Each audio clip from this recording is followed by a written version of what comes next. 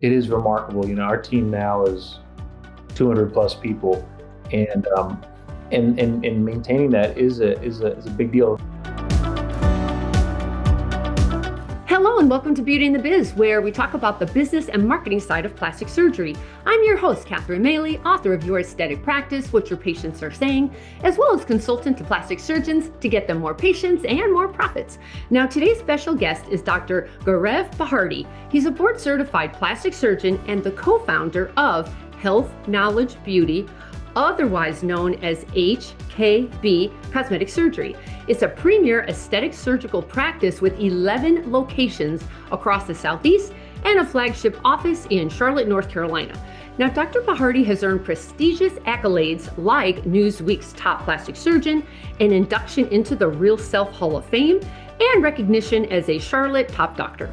Dr. Bharti is also a mentor, speaker, author, and industry leader, while also collaborating with leading manufacturers, and serves as a key opinion leader, sharing his expertise to help shape the future of aesthetic medicine. Dr. Bharti, welcome to Beauty and the Biz. Awesome. Great to be here.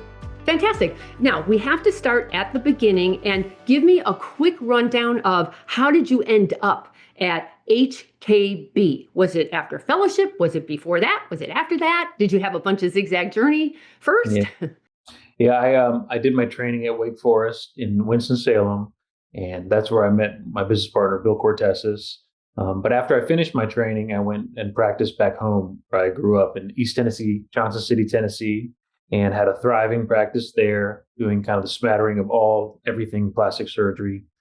I started initially in a kind of hospital university setting, and then quickly transitioned that practice into a bustling aesthetic practice. And it was great. I was the big fish in a small pond, but I needed a little bit more for myself and for my family. And I've known Bill for a long time, got to know Joe Hunstead really well. He's a visionary.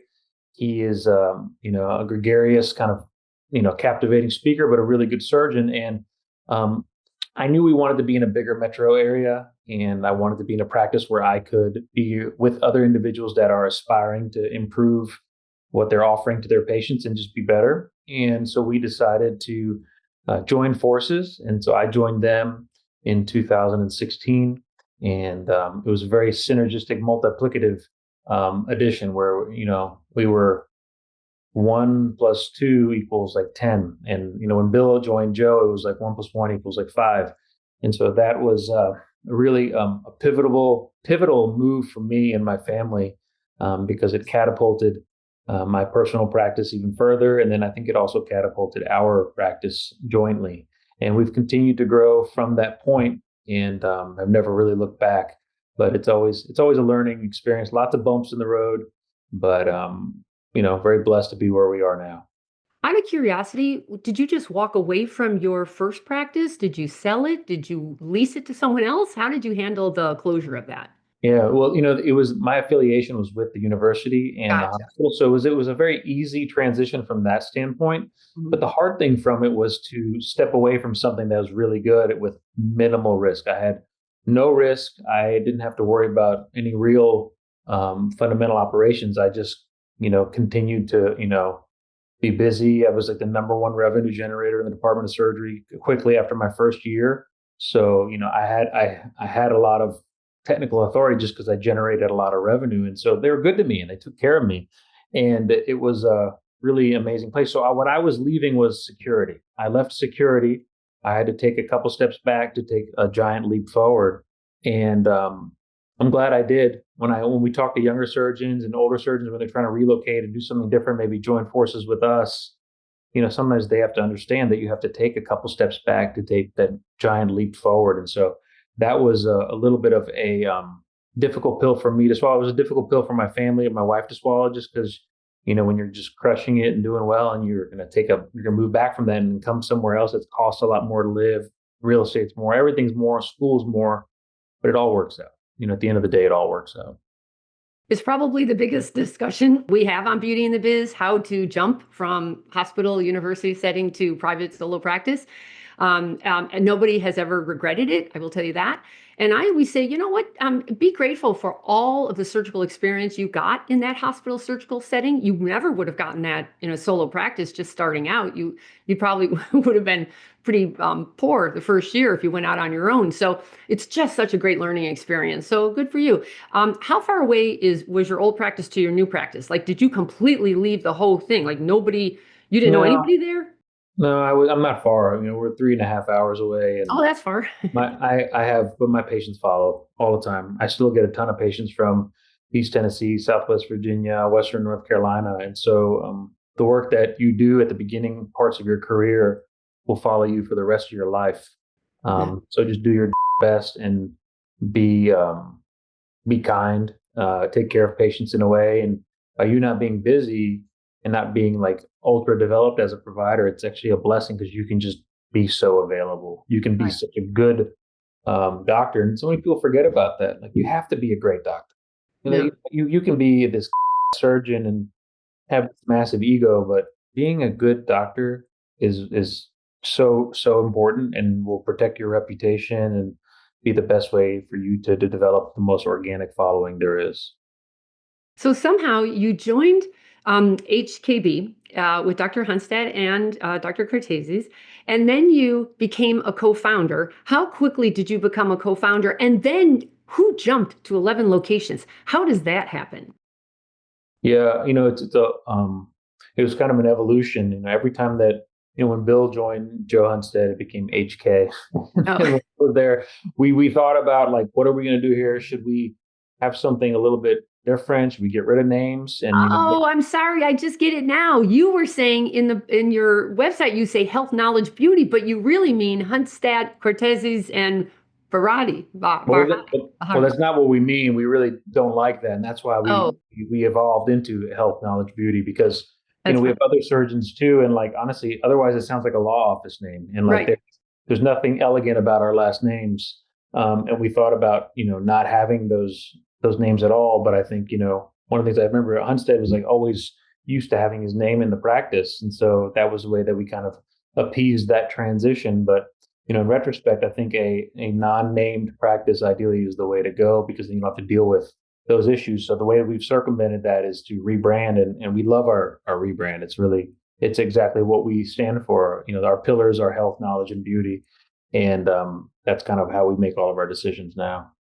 So what's the business model? Are you in the private equity game? Are you buying these practices, partnering with them? I am dying to hear what is the business model of these 11 locations. Yeah, these we are not private equity. We are fully private. We are fully in control.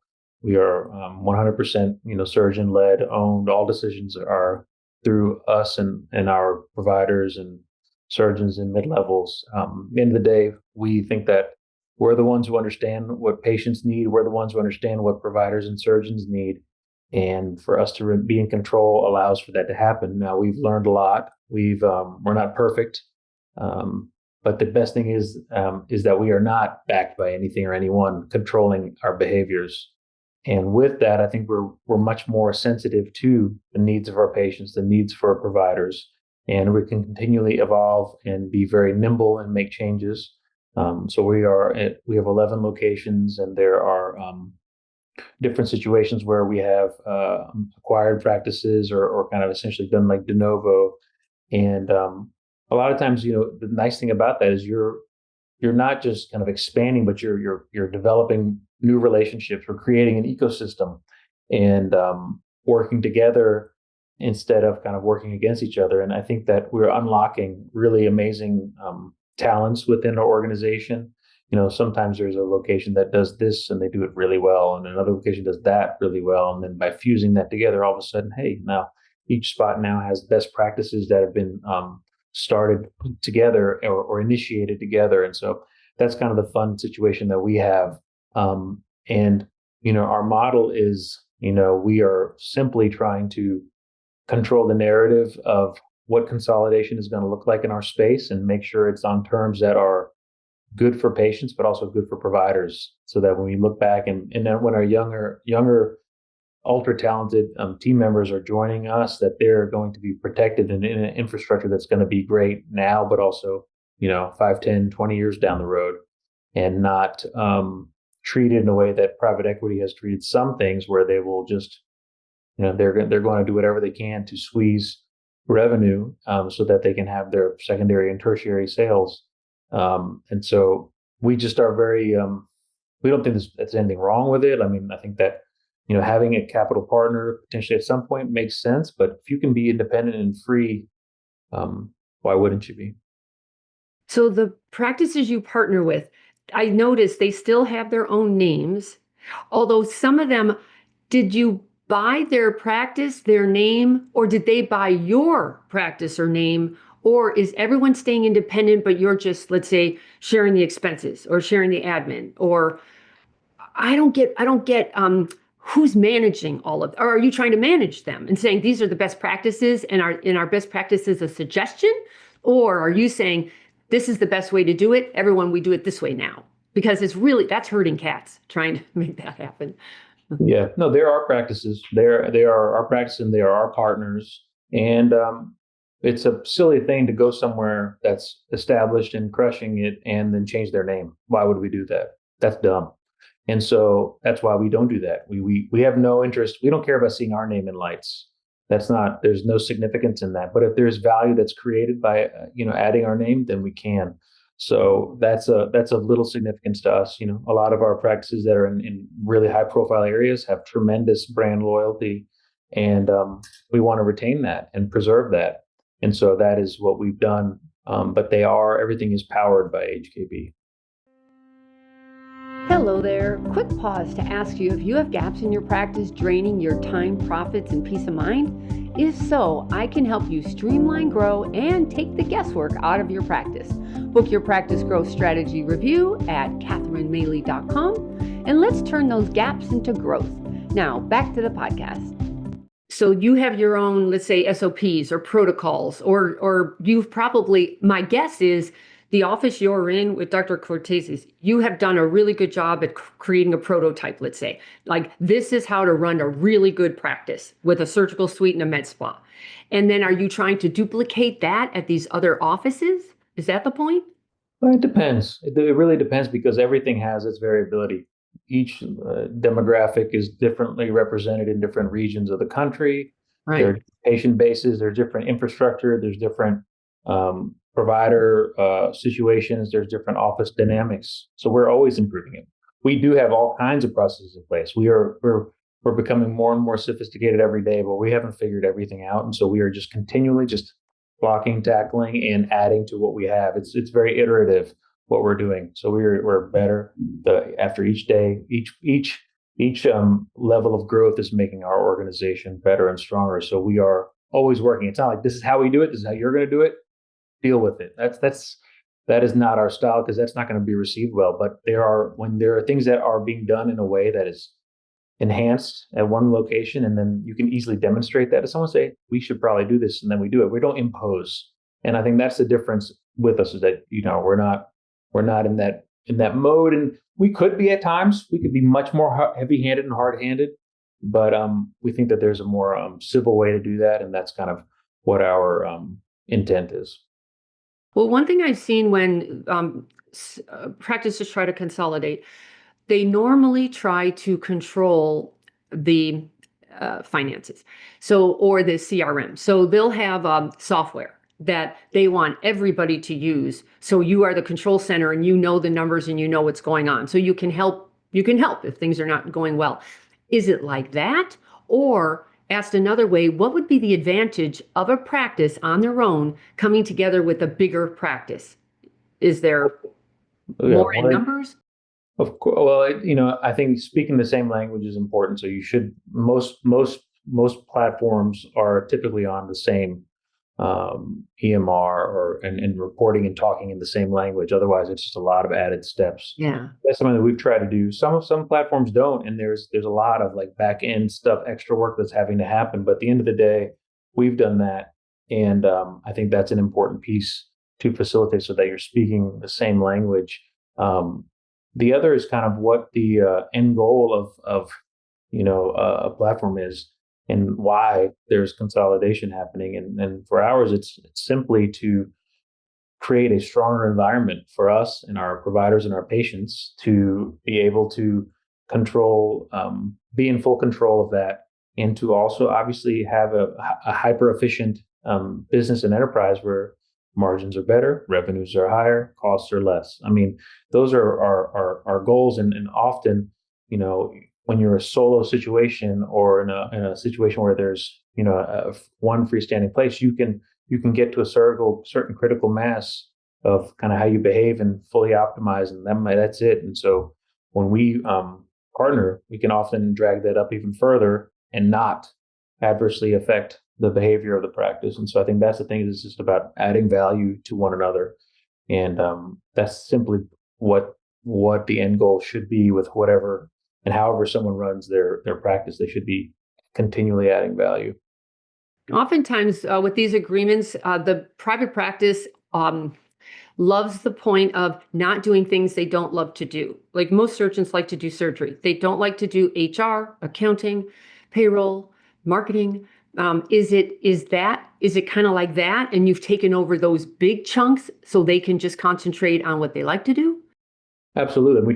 You take over everything. I mean, all actual key aspects of running the business can be completely taken over. But the thing is, there's certain people who want to remain active. Maybe they want to be hyperactive in marketing. Maybe they want to be involved in HR. Unlikely, but that isn't the thing. So obviously, all the back office is taken off. I mean, we have a pretty robust administrative team at our mothership, where we have, the administrative office location itself is about 7,000 square foot of our team and staff that just handles just that. And so I think there's real advantages to that. We've gotten much better at that. So we can do recruitment, we can do marketing, we can do HR, we do all the finances, all the IT, everything is all fully centralized. But, I think the biggest thing is but for those who want to be more involved, for those who want to really be into the things and get really granular and stuff, we let them. Like, it's fine. Like, we're totally down for that. And at the end of the day, if we can have more physician leaders in our organization, I think we're all for that. And I think that, Bill and I, for example, do a decent job, but we have so many other team members that are really excel at different things. And I'm talking about outside of the clinical scope. And I think that's one thing that, we want to do. And there's lots of other PE-backed things or platforms that they use the slogan. They're like, we're physician run and physician owned and physician led. Well, they're really not. There is a 100% massive capital partner that's really making the decision or has the biggest seat at the table. And we don't have that. And so people just need to understand that there's something special about that. We take a lot of pride in that. And so I think that's something that's a clear differentiator for us. But what I've learned is, if there's not a dictator, it can be kind of clean that way. If everyone's part of the board of directors, I don't know any surgeons who can make any decisions when there's too many cooks in the kitchen. So how do you handle that? Well, that's not the case, with us. I mean, we obviously have the way that it's run now. Our board is very tight. Like, it's not, everybody doesn't have a board seat. Like, that would never ever work. That there's definitely no platform out there like that, because they would just blow up and they would never work together. But I think the thing is, you have to give people a voice and representation and keep them in the know of what's happening and get their input. I mean, if you are like a totalitarian enterprise and you're imposing stuff, you're going to lose your talent. So there's that simply won't work. But I think you have to have key people on your board that are good advisors, and you have obviously people who are stakeholders, but really you also have to have objective individuals that are that are outside of the sector, that are in the sector, and that also represent different kind of interests there, so that when you make big decisions, they're not self-serving. They are for the overall betterment of the enterprise, of the baby that's growing up and becoming an adult. And so I think that's our view on that. So there's no way we would, if everybody had to vote on every decision, you get nowhere. Just for example, let's say you bought a practice. He was doing in-house procedures under IV sedation, and now he decides he wants to open up his own OR suite. Would that be part of the Empire's costs, or would he handle that on his own and that becomes his OR suite? I'm just wondering how you divvy things up, like staff, OR, lasers, all the expensive things. How do you decide on who pays for it? It just depends. It depends if they're an owner still, then they pay their owner share of it. If they're not, then we would handle all that. So it's simply based on who the actual owner is and what has been you know transacted upon. But adding values can be that sometimes is building ORs, adding infrastructure, getting new devices, and so the nice thing is for people who want to have a partner is that you can maybe have less risk. You can share that risk, whether that be let's say you're just fully partnered up and you're a 50-50 partners or 80-20 partners, whatever these numbers are, or you're just fully acquired and you're working and you're enjoying that. Then you would have no capital call requirements. So I think that it varies depending on where people are at, but we think it is important for people to have the opportunity to participate in growth if they want to be a part of the real estate, if they want to be a part of the OR, but others may be like, no, I don't want to do that. And so I think that that's the thing is that everybody's different. And so there are people who are in situations that don't have that ability, or maybe they're further in their career. They practiced for 20 years and they don't want to take on that risk. Maybe they're really early in their career and they don't want to take on that risk.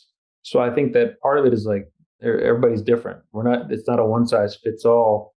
So when we start doing things, we don't necessarily have a actual like kind of this is who we look at. This is what we want to be in here. This because everybody's a little different. It's like our patients. If you did that with your patients, we've always at HKB been like, patients are very different. So we don't look at all of them. And I think we want to, address and treat all these different makes and models and sizes. Same thing with plastic surgeons and people that we want to potentially partner with. There's a lot of different situations and different value that each could bring, and they might have different fundamental needs. We need to get out of practice in 2 or 3 years, or they just want to practice for 10, 20 years, but they just want to have someone to grow with, or they just want to be done, like they want to be done, and they want to get out. And ideally, you want someone who's a long-term partner. I think we're less interested in kind of just a pure succession model, but sometimes that works really well too, because the people who've spent their lives some 30 years, some 40 years, you've built something really special. You don't want a lot. You'll be surprised. People don't just want to walk away. They care about their patients. They care about their team. They care about their staff. They want that to live on. And so legacy is important also. And so we've always tried to preserve legacy as well. And everywhere, even the surgeons that have retired that have worked with us, we still keep up with all of them. They still talk to us. They still care. And they're fully out of it. I mean, it could just go to nothing and it wouldn't bother them, but they're still checking in and kind of giving us tips and being involved. And so I think that just shows that your legacy does continue onward. It's just so tricky. I've watched some of these PE groups, and they brought on the older guys who want to exit, and then they say, well, the earnout's 3 years. Then they change it to 5, and they change it to 10 because they realize financially this doesn't work if everyone exits at the same time. You need buy-in, then you need exit strategies as well. So what you're doing is complicated, as you well know, but it seems to be working for you. So congratulations. Let's talk about staffing for a second, because I will say on the podcast, I've interviewed over 300 surgeons, and the biggest challenge is the darn staffing. Just when you have it right, somebody leaves, somebody gets pregnant, somebody, God knows what happens. So are you handling staffing for all these 11 locations? And if so, what are your tips for hiring, training, and motivating? Dear Lord. Great question. And it is remarkable. Our team now is 200 plus people, and maintaining that is a big deal. Now we've definitely professionalized our HR department. We have an HR director and a couple assistants for him, and fulfilling those obligations is a lot of work. But what we found is as you get bigger, and like with an organization like us, we're always doing it. So it's always kind of happening. We're always kind of working through things. There's always new people being brought on and entering to the organization. There are a lot of people that are also leaving. They're leaving for personal needs. They're leaving because they're moving. They may have kids. There's lots of stuff that happens, as you know, and sometimes there's bad fits. And sometimes you end up, when you've really been in practice for a while, you end up losing some of your incredible vets that are just ready to retire. And it's like, but I would tell you that it's something that we deal with too. And a lot of times it's the emotional loss. Sometimes it's really tough when you lose like your favorite scrub who's just amazing. And, we always try to talk them into doing PRN work, at least just so that it's easier on us to let them go. But we've gotten better at that. I think that I can tell you that our HR directors have gotten really good at continually sourcing. It's always like we're always, it's like almost like they're always looking all the time now. And that's helped some. And there's a lot of times where we will be looking but not ready. And so we keep them in queue. You know what I'm saying? So that if something does come up, we always just tap on them and say, hey, something has opened up. Um, when there are create things like one of our places that's outside of Charlotte in that's in Tennessee, trying to find a front desk individual. It's been a tough one, surprisingly. That's been the hard thing to happen. Front desk turns out to be the toughest one in today's world. And so, trying to facilitate that and then also kind of finding some temp things and then going outside and using different avenues. There's lots of interesting ways to recruit people. And then there's more sophisticated ways that cost a lot more, that are pay to play type situations where you can use really aggressive recruiting agents where you have to pay a large membership fee yearly. We obviously are members of all those because it just makes sense. So that has helped also. And sometimes it's also this, now we have like a network of locations, practices, and friends. We tap on that network internally, that we just ask our team staff, hey, we have this coming up in here in this area. And we get a lot of organic, generation of talent. So I think that's worked. But it's juggling, and I think that we've kind of gotten better at that. And it's same thing with recruiting, incredibly talented surgeons. That's an interesting phenomena, and really finding good fits. I would tell you, to anybody, the most important thing with all this is fit, of whether it be your front desk person, or your phone room, your surgeon, circulator, anyone. Fit is so important, and people that you want to actually work with. And listen, we made plenty of mistakes, as has practically anyone who's in this business or any business. But we learned a lot from it. So I think that fit can't be more important, and being transparent with people and taking care of them. If you do that, usually you're pretty protected. And if they get some better opportunity and they're maturing and growing as an individual, you can't help but be proud of them for that. Or if they're going to retire, those are things that are good signs. But still, it hurts when you lose somebody amazing. So we feel that sensation also. And every once in a while they come back. It's the funniest thing. We're always open arms. Come on, we're here. I have found values are everything. If you can get real clear as a leadership team who you are as a practice, and then you make sure you tell that to the others who are joining. For example, if you want to be the premier practice in your community, and you want to up level and have a standard of excellence that you live by, hire other people just like that, who are excited about that vision, not the people who say, oh God, I'm gonna have to work too hard. Even the surgeons, it goes sideways when one surgeon wants to like kind of lay back because he brought on an associate, and the associate's ready to conquer the world. And boy, if you're not on the same page, it just goes sideways really fast because your values aren't aligned. So you So true. know that better than anyone. Yeah. It's very, very true. You got to surround yourself by people that are similar, that want the same as you, or maybe that are even better. That's a key. That there's that proximity effect it's in everything. And I think you're 100% right. It's you don't just bring somebody on to be a warm body. You need to bring somebody on that's the right fit. Doing your diligence is so important. Taking your time and Take your time. Yeah. it's hard to listen. I'm very guilty of being very emotionally You do. fast. The opposite. Hire fat. It's like the opposite of what we're supposed to do. Used to hire fast, fired really slow, and you need to obviously be the converse of that. Another tip is when you hire slow and you vet, especially with fellows or surgeons or associates that you're thinking about turning into partners down the road, make sure you interview the wife as well, and interview everyone a couple times and make sure they have some skin in the game in the area. I have watched too many times where you were best friends during, let's say, medical school. Now you've uprooted the wife and she has to move across country and she hates it. So People true. don't think about how important that is, but the wife better be happy with that move, or oh boy, or the other way around. Maybe the wife got recruited and now the husband has to quit his job and go follow her, and nothing easy about any of that. Let's talk about med spa revenues, because from what I gather, you are interested in equity money down the road, I would assume. And they really like the non-surgical side of things more than the surgical. Is that an important part of your business model, the non-surgical, or are you pretty much just concentrating on surgery?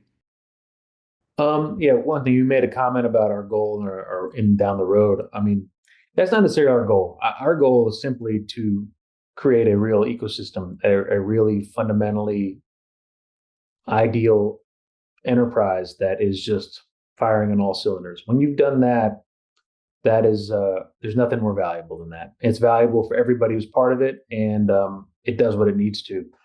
This idea of just private equity and just a transacting, I think it's very short-sighted. There's a lot of strings. There's lots of people who've done these deals, and they're all relying on something called a second bite. And they also have these younger surgeons, and like none of those have happened. And you're basically accumulating, future incomes in a consolidated amount. And so that's why I think that it's great. I think it's exciting. I think it's all great things, but I think we have to approach it differently so that what this is a sustainable thing so that it sustains forever and it doesn't crumble or have any issue. So I just want to preface that. I have nothing against any of it. I think we just need to all be very careful about it and do it the right way.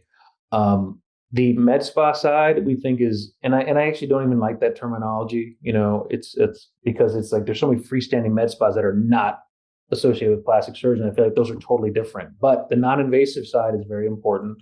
We have that at every location. It's more just because you want to complete the funnel for patients. You want to have them have to have a complete offering. So so there's some variability where we're some of our locations are hyper surgical, whereas others are maybe hyper non-surgical, and then the others are kind of nicely blended. And so I think a good balance is important, and I think it's very important for every plastic surgeon to be very relevant on the non-surgical side. We've become so irrelevant on it that we're getting passed up on it, and everybody moans and groans about everybody doing everything. Well, it's like it's your own fault. It's all the society's fault. It's everybody's fault for not embracing it on the front end and being involved in it. Now we finally are. So it's like be an educator, be involved. It's all a part of our offering to our patients, and we should be the biggest authority on it. And there's some incredible we have incredible extenders and injectors and that are just tremendous, and some of them are, I mean, they're really powerhouses. So I think that it's just nice to have that whole environment together. So I think that it is very important. And I think which one is more valuable? I think they're both very valuable. I think they're super important, and most importantly because of the retaining the attention of the patient. You know what I'm saying? There's so much money in this. I mean, take it from me. I am the best cosmetic patient ever on the planet. I love it all. I will come back forever. I am not dying to shop around or move around to somebody new. I want somebody who knows me, who knows my name, who has my credit card, who lets me do it online. And I want surgical probably every 3 to 4 years. And then I want to go back to non-surgical. I mean, there's so much patient lifetime value that Dude. everybody leaves on the table. And I never understood that. You guys go to a lot of trouble to attract a new patient, but then never want to keep them. And you don't think that far ahead. I think you guys are, I would assume are, because there's What we could do better on. I'm telling you, we could do better on that. And you're totally right. And then there's a high trust factor to that. I think we have the ability, and the plastic surgeons have the ability to develop that ultra high trust. And I think that's a key differentiator. And why I think we all are more valuable than just a med spa on its own. Right now, that's what's perceived as the highest value. But plastic surgery is also innovating. We've all known this, but we're doing things where we're becoming more acceptable. We are getting natural, elegant, refined results that are looking non-operated upon. It's permeating the entertainment industry and all the celebrities too. But it's nothing new. We've all been doing this, but I think acceptance and awareness is increasing. So it's a phenomenal time to be in our space. Despite all the economic undulations and turmoil, where some people are like talking about how great the economy is, some people are talking about how horrible the economy is. But I think people's practices in general are doing pretty well. What happened after COVID was an interesting electrification. Now we're kind of back to reality, but most people really don't. I don't think we really know what the reality is right now, but it's all settling out. But what can clearly be understood is that it's becoming even more and more acceptable. People are getting more excited about it. People are considering it more. And so like we all have the opportunity now to really facilitate that even more so. And I think it's a good opportunity. And one thing that's been fun about all this and interacting and talking to other surgeons is that I think we're going to hopefully erase this idea that you're kind of on your own island and everybody's coming for you. Like we're not. We're all great colleagues and we can work together. And if we do it right, you can elevate the quality of the space and not commoditize it and keep it very high end, high touch. high revenue and don't cheapen what's out there and just ignore the people who are kind of, going at each other from a price standpoint. That's a silly concept. When you're trying to manage 11 different locations, though, what are the key metrics you're looking at to just monitor they're doing well, they need help? What are you looking at? Yeah, I think that there are simple gestalt kind of concepts, right? It's like when you do ICU training, you want to know the ins and outs of the patient. What are they taking in? What's coming out? Mhm. So that's number one, simple kind of math. The other is just kind of the flow, kind of forecasting into the future, how numbers look, how consults look, how surgeries look. And then also just the pulse on the practice, making sure there's not issues and problems. The biggest thing that all of us are traditional people who run a small businesses are very reactive. Yeah. You're not following strategy, and you're just putting out fires. And we still have fires all the time. Don't get me wrong, but I think the key is really kind of not being like that, not being reactive, and be kind of proactive and putting things in motion. And listen, we're not perfect at it. I'm going to go ahead and tell you, but we're always moving in that kind of direction. So I think that's probably the biggest thing. And to know what's up. I mean, developing trust, having tremendous communication to where like you're just in lockstep or you just know everything. It's like where your team, your management team is an extension. We want them to be an extension of us. And like sometimes like it's also just like being connected, like, having the surgeons interacting with each other, like a surgeon talking to a surgeon is valuable at times. And so I think that is probably the biggest thing. Biggest thing is probably just good communication. And it's something that I um, has saved me personally in our organization a lot of heartache, but also has caused a lot of heartache when it's not done well. And you can deliver a message. I can deliver a message to you right now in a beautifully synthesized fashion, and I want you to deliver this to our organization, and you could totally it up.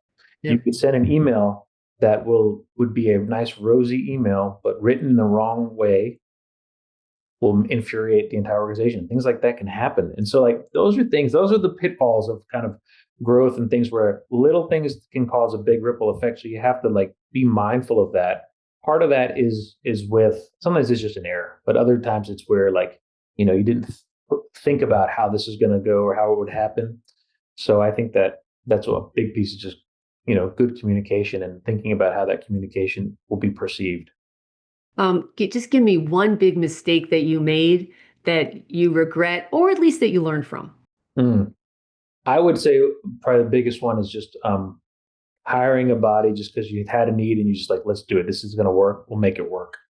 I think that's a mistake, and it's bitten us before, and so now it's like you just need to diligence and push back on things, and just because there's an opportunity doesn't mean you need to take it. It needs to be the right situation or opportunity because those decisions can be costly and can cause undue stress on you or your organization or your team. And so in retrospect, I would say, take your time, due diligence, bring on the right players.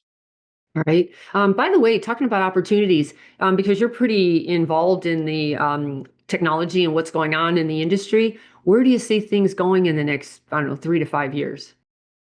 I think it's interesting in the fact that obviously there's been a evolution in certain technologies. Energy's been around forever. I feel like energy's not really evolved too much, and I think that microcoring has been one of the newer things that we brought on not long ago, and it's been good. I think that technology will stay around, hopefully evolve further, and you can treat larger areas.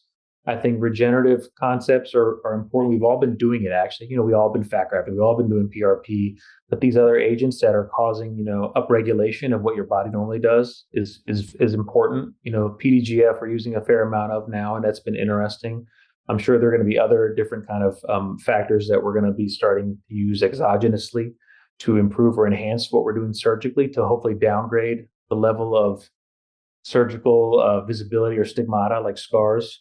I think in this regenerative side, hopefully, I always tell everybody I wish it'd be in my generation where we didn't have to put in a prosthetic device in a woman for her breast, and that we can just do something that is a real construct. So I'm sure that will happen at some point. Lots of buzz about that, but that's a ways away. Um, and I think the other thing too is there's a little bit of a shift towards in body contouring and doing high definition techniques for liposuctioning. And I think that it's going to shift into more just trying to get the most natural result, like not trying to be too aggressive, too chiseled, too defined. So I think that's going to come back into the body side too. Right now, it's looking very, very athletic, very sculpted. And I think it'll shift like face has. Face looks much more elegant and refined now. I think body is going to go into that too. Um, I think those are my main things I can think of right now. Nice. Let's talk about marketing because I find your marketing is going to be fascinating to learn more about. How are you branding yourself when you have 3 or 11 distinct different practices with different names? How are you handling that? Yeah, I think like I told you before, what we don't want to do is we don't want to take anybody's legs off. So anything that is, doing well in their local regional area is continues to be perpetual. And sometimes you don't want to actually cloud their brand and like all of a sudden add something. It'll confuse the end user, and if anything, it'll potentially jeopardize it. So I think that's the key is we don't want to rock the boat unnecessarily. But when there's times where we can add value, then we will. It's a aesthetic surgery is a funny beast from a marketing standpoint. I still think that the most important things are your organic visibility and following, and that typically is the high touch situation when directly with patients and referrals, and with that comes your online ecosystem, whether that be social, website, all the video platforms that are out there. So I think we like to kind of paint all those platforms and be visible on those as well. And I do think that there's different behaviors in each place and location, and then there's different needs for people at different points in their career. Where a younger surgeon is going to be needing this, whereas an older surgeon may not need anything actually, and so you don't have to dump resources into that. But maybe they've never done it and they want to do it, and we've done that with some of our partners. So I think there is some variability, and then the non-surgical side requires different level and kind of marketing as well. So I think it has to be a little multifaceted. I think you need to kind of touch on everything from a standpoint of mostly it's predominantly a digital approach, which obviously is kind of king right now. Um, and I think that it's ever evolving because there's sometimes these platforms have different behaviors and different styles, and like Bill and I did Instagram forever ago, like before a lot of surgeons were on there, and like we just crushed it. Now it's like it's very there's everybody's on there, everybody's the same, everybody's different, and then there's all the shadow ban phenomena when you utilize your imagery, and so I think you always have to just be sort of reinventing things a little bit. And I do think the biggest valuable thing is to be a authority figure and put out high value, high quality content. So I think that's really important. The negative thing, it takes effort, and so some of our teammates will just they're ready to go and they'll just put it out there and boom boom boom, and others are like, oh, I always joke around with Bill, like Bill's like the worst at getting content to our team sometimes, but he's getting better. So if he's watching this, I don't want him to feel too insecure. But I think that's probably one of the biggest ways to do that. And I think we as plastic surgeons should continue to try to be authority figures and guide our patients, to the best, modality and treatment. I think this is an awesome responsibility that we have. And if there's ever someone who gets something and they get a negative outcome, and it's because of maybe they didn't do the right research or they went to the wrong type of provider or somebody just overdid them, it's a loss. So I think that that's where we can kind of you know control our own sector and space in a positive way. Well, I saw that you had several different Instagram accounts. So can the way the rules work in your empire, can they all just do their own marketing if they want to? Or do you have a marketing plan that works well everywhere? So you offer that to them? How does Yeah. the marketing work there? Yeah, I think it depends. Some people are very dialed in, they just do a great job. And like there's no doubt that someone doing their own, personal social media and being receptive and putting out, basically unfiltered, good quality content that is not like, you know, been generated by AI, or you're following an AI kind of, output. I think that's the best. There's no doubt because that's really kind of you can tell it just shines, it shows through. But I think sometimes, and I've heard this from some of our surgeons, like, I'll do it. I need some guidance and help on how to do it. And so that's where we try to interface there. The other thing that we try to do too is kind of tag team each other where we can kind of, essentially market with and for each other. I share something that I really like of one of our surgeons. It's really a positive thing. And then there are others who are just like, man, I'm hands off. I don't want to do this. I have zero interest. And so where their content is kind of more procured by us. And part of it is like, when you want to make an investment and creating stuff for teammates, you want to make sure that you're not going to build an amazing account and then they'll just walk away, right? So that's the idea. So that's why there's different, accounts locally and regionally, and that those are tied to those respective providers. But I think we're always evolving. I think part of this is listening to the needs of your teammates and organizations, and adjusting. And so that part of us is always in that's not in limbo, but it's always adjusting. It's iterative, and we're kind of backing off, adding and changing that as we kind of go. I just want you to know that what you're doing is remarkable, because I've worked with surgeons for 25 years.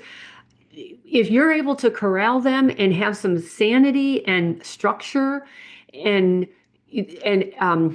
like growth strategies that they'll listen to or hear, it's just a big deal what you're doing. Like, what would you say is the biggest challenge of what you're trying to grow here? I think the biggest challenge is sometimes it's not knowing what you don't know. Meaning, and so I think the biggest thing is having a lot of touch points, having good communication, and just making sure that people are taken care of. It's a blow when you find out that someone's unhappy or hasn't been doing this, or there's been an issue for a long period of time.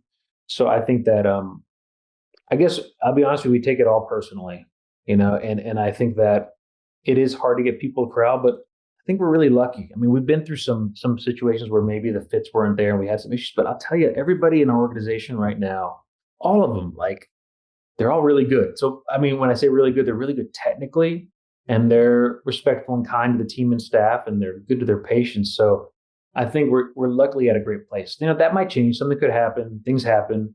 But I think we're just in a very good situation. And, there are different locations that are in different trajectories and ramping in different ways that need attention in different ways. So I think we're lucky. I think we're getting better. I think we're becoming better leaders. And I think we're getting the right people to help us lead also. You know what I'm saying? I think it's like you said, it's like who you surround yourself by will kind of dictate kind of how things are going to be and how you're even perceived as a person. And so I think we got a lot of work to do, and we're getting better and better each day. And I think that anybody who's watching this who has any interest or wants to talk or collaborate, reach out, because we love this space, we love what we're doing, and we all together have the solutions. So building something together is kind of fun, and we have really high aspirations.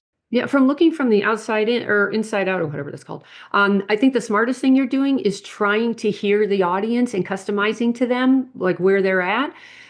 That's also the most difficult part, because the best part of doing this is structure and templating, and because customizing kills profits. But on the other hand, no one will be happy if you don't give them what they want. So there's just such a balance there, and I appreciate what you're doing. Yeah. So if anyone wants to learn more, your regular website is hkbsurgery.com, and your Instagram is HKB Cosmetic Surgery. Is that probably the best way to get hold of you?